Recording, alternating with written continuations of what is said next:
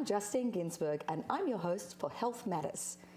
In January 2018, the British Prime Minister, Theresa May, appointed for the first time a Minister for Loneliness. It was an attempt to address the growing social and physical repercussions of isolation and loneliness. Now, while this position is not mirrored here in the United States, the issue of social isolation and loneliness is actually an issue of public health. In a 2015 study by Holt Lundstedt, it was shown that isolation was damaging to our health as much as smoking 15 cigarettes a day and increasing the likelihood of mortality by up to 26%.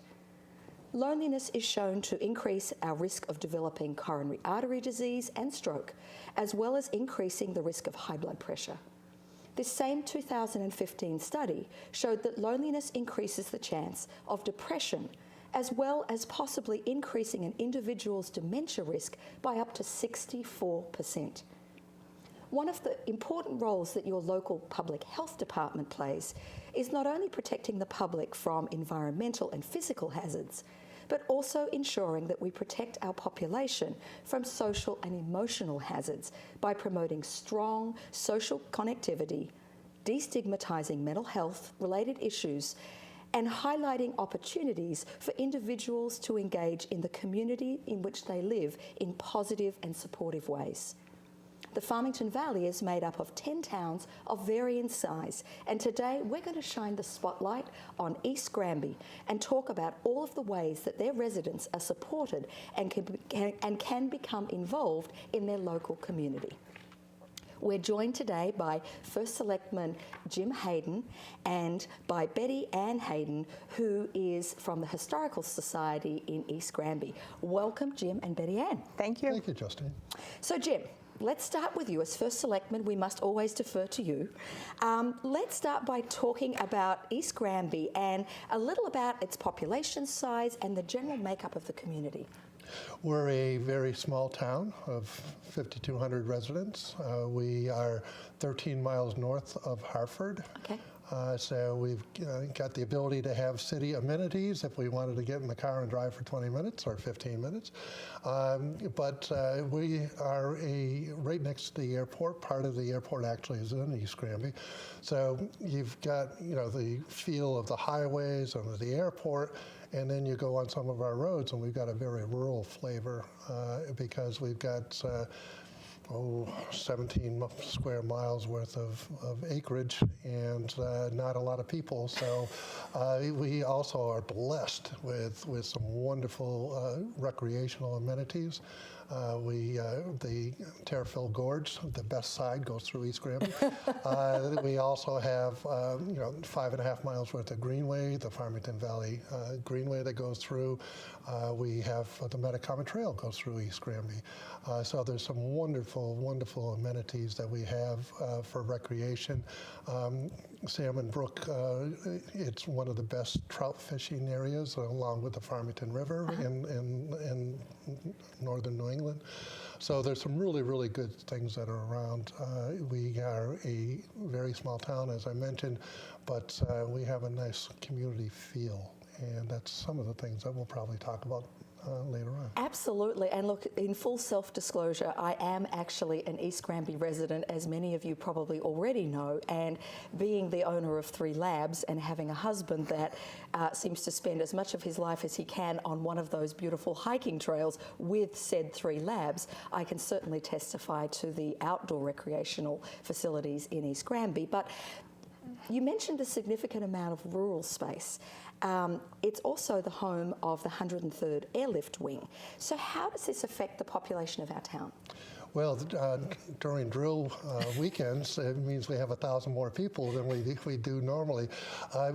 East Granby is a unique community. We have a situation where we have the Air National Guard. We have a great manufacturing community around the airport. And then we have some of the other amenities with a little bit of a rural flavor. Are we a bedroom community of Hartford? Yeah, we're 13 miles away. Of course we are. But we have a lot of rural flavor. But when you get the Air National Guard in the presence of the airport, it takes on a unique flavor of its own. And then there's certain, we're very proud and supportive of the Air National Guard base in East Granby. And they are great, wonderful partners, as you would expect. We have a great relationship with the Air National Guard Fire Department, and they help us and respond. They're great members of the community, and they certainly have assisted us in the years with communication, along with actual physical presence and responding to calls. We also are you go in during lunchtime on a weekend, you see a lot of cami outfits, and that's all great. And they support our community. So we've got some great businesses that are appreciative of the air base, and we see a influx of folks, but during drill weekends. But you know what? There's over 200 people that are there every day. Absolutely. So it's a great partnership, and we are really happy that we're part of the community that calls the Air National Guard home, but also all the different things that we do together and what they do for us. And we're actually going to touch on that in just a moment, because there's a very special initiative that you in particular have been very strongly supportive of that helps to wrap our arms around those active men and women who serve our country. But before we do that, I just wanted to ask you to give us, we might be a small town, but we're mighty. So what kind of services does East Granby offer to its residents? Well, one of the things that's really important in a small community is volunteers. Yeah. And without volunteers, we don't have the quality of life that we currently enjoy. And whether there are volunteers on committees or commissions, or whether it's service organizations like the Lions Club and the Women's Club, or whether it's it's Resilience Grows Here, which we're very proud to be one of the founding communities of Resilience Grows Here. So there's an awful lot of pieces that make the puzzle, and the puzzle starts with volunteers, because we could not provide, as a town, as a small community, we could not provide some of the things that we were able to provide because our folks get together and help us through all the different organizations, but also by participating.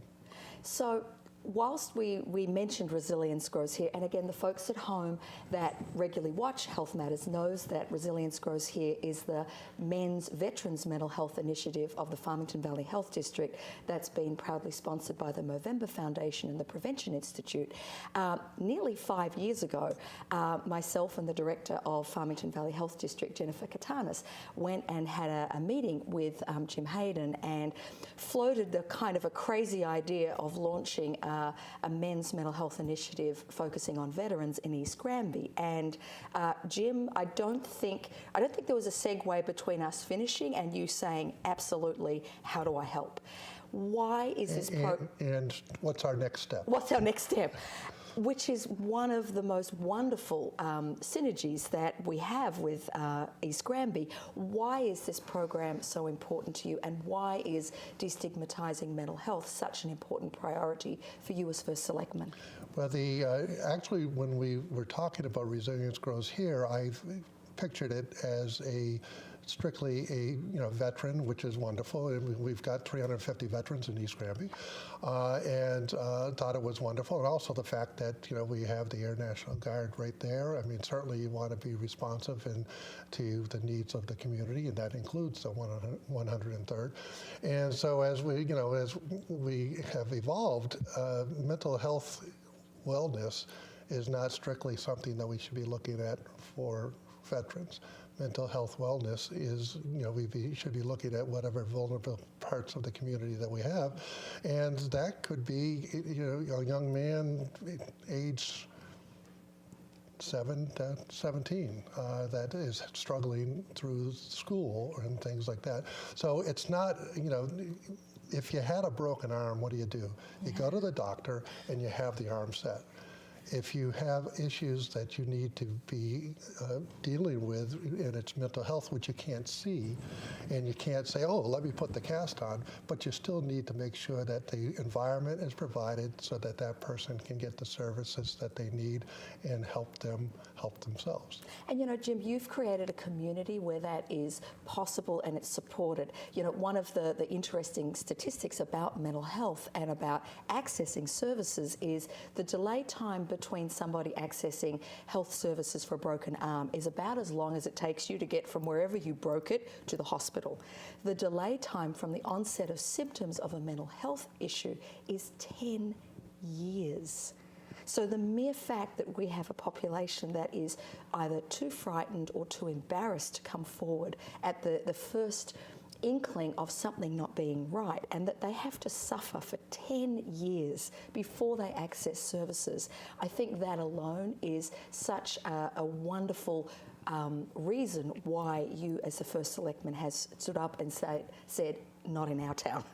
You know, certainly not in our town. Let's do what we can to provide the services. But your analogy is one that just takes my breath away when you're talking about the time to drive to the emergency room to take care of the cast on the broken arm, and then 10 years.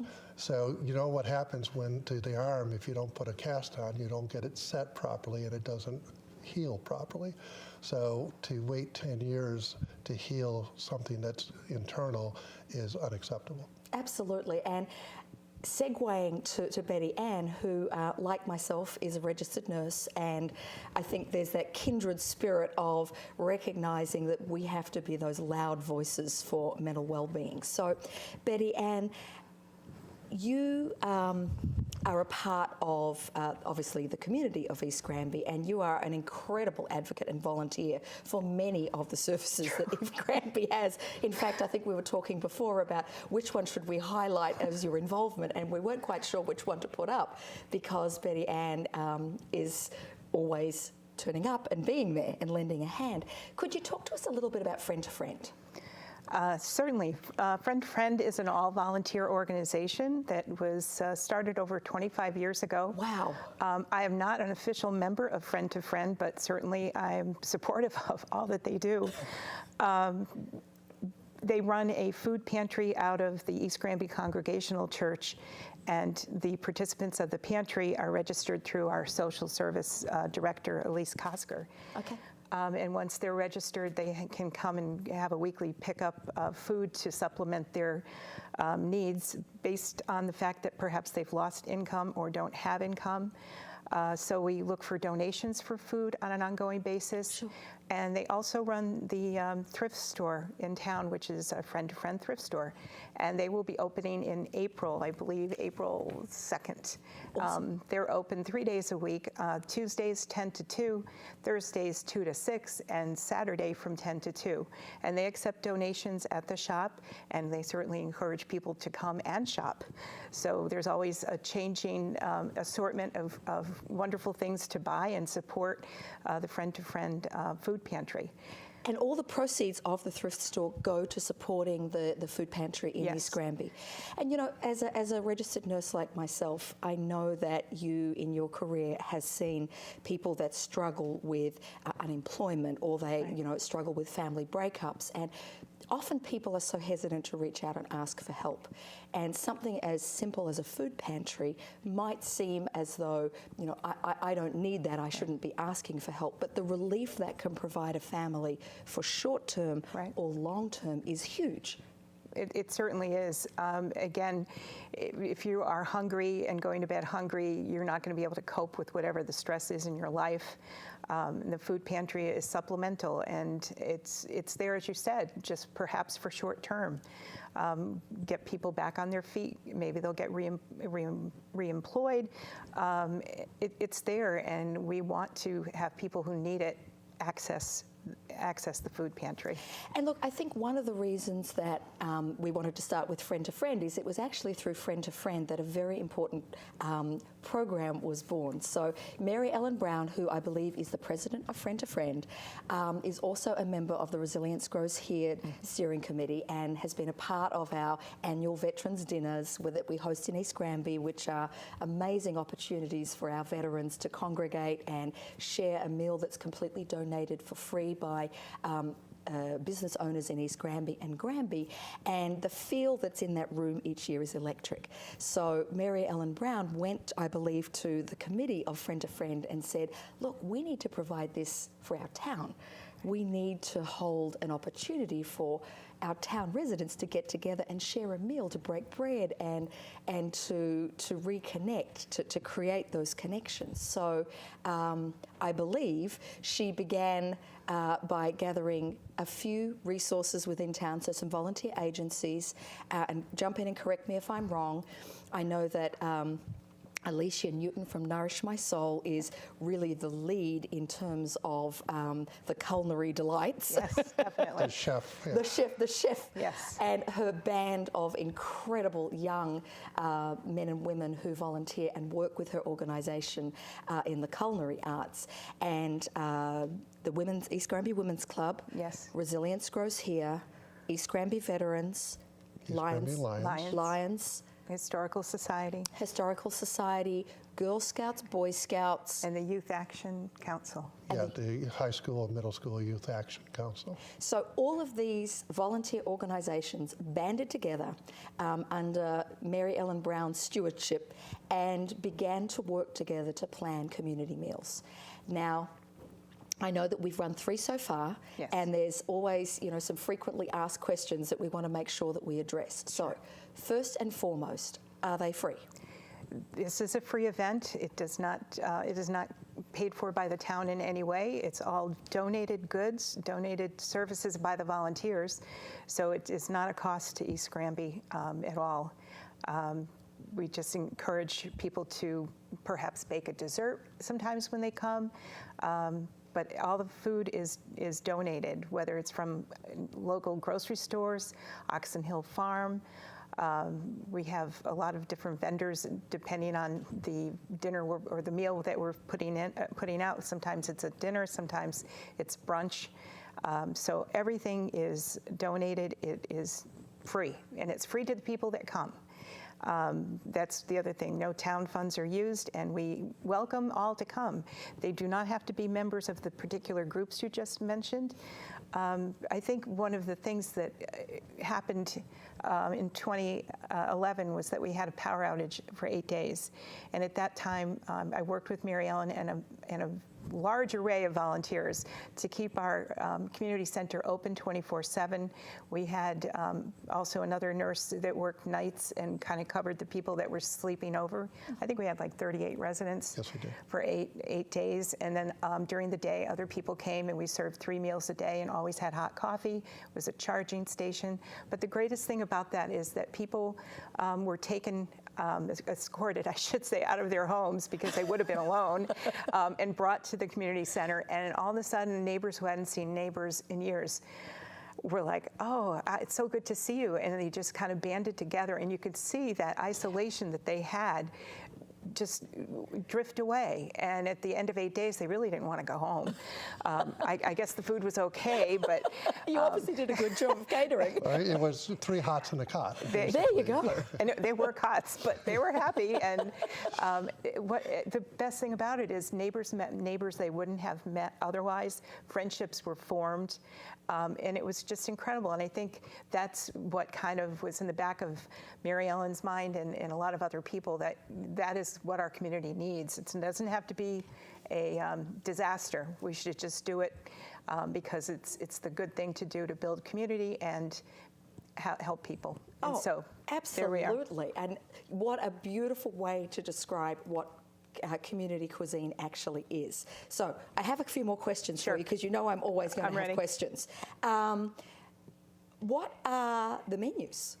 I believe there's a little bit of a twist that happens here. The menus vary every time because of what is donated. We're never really sure till the last week or so what we're going to make.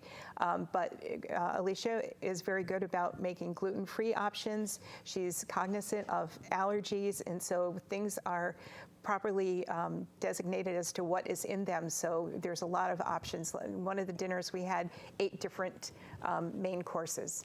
Oh my goodness. And I know that the first one that was held in July of 2018 had about 250 residents turn up. And as Betty Ann said, there were neighbours meeting neighbours who lived on the same street that really didn't see each other day to day, that suddenly were, oh my goodness, I haven't seen you in like 5 years, but we live 8 houses away. And there was this beautiful reconnection of people that lived in East Granby and some sharing of resources as well, which was incredibly exciting. And I know we think about social isolation for older people, but really when you think about the younger people using social media so much and not really having face-to-face contact, this is really important, because it's intergenerational, and that is really important for a community. Absolutely, and a lot of our young youth services, members of our youth services volunteer, so you get, as you say, that beautiful intergenerational mix. I know that the director of the Senior Centre works very hard to make sure that transportation picks up members of the community that might struggle for transportation to get to and from the community meal, so that's available.